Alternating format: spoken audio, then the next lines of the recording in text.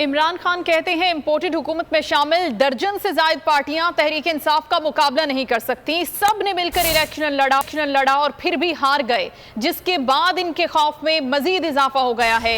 ये हुक्मरान मकबूलियत की बजाय चोर दरवाजे तकनीकी बुनियादों पर इलेक्शन जीतना चाहते हैं, इसीलिए झूठी रिपोर्ट्स बनाकर तहरीक इंसाफ को कटहरे में खड़ा किया गया।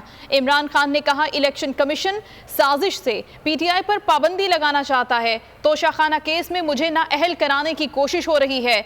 नवाज शरीफ ने तोशाखाना से 1 और जरदारी ने 3 गाड़ियां लीं। इमरान खान ने कहा ममनुआ फंडिंग केस में कुछ भी नहीं है, इन हुक्मरानों के अरबों डॉलर्स बाहर पड़े हैं। मेरा जीना बनना पाकिस्तान में है। का सबसे पहली चीज आपके सामने आ गया इलेक्शन कमीशन ने जो ये फॉरेन फंडिंग केस है। अब फॉरेन फंडिंग केस के अंदर कुछ भी नहीं है। ये सिर्फ ये कहने की 2 चीजें हैं, कोशिश कर रहे हैं मुझे डिस्क्वालीफाई करने की, और एक तीसरी भी चीज कर रहे हैं। और मैं अपनी पार्टी की तरफ से वाजे कर दूं, हमारा क्योंकि फिर से जीना मरना इस मुल्क में, मेरे कोई बैरूनी मुल्क के साथ से नहीं पड़े कि मैं जब मुश्किल पड़े तो बाहर भाग जाऊं। मैंने तो जीना मरना यहाँ, मेरा तो कुछ नहीं बाहर। सब्सक्राइब करें और बेल दबाएं ताकि कोई खबर रह न जाए।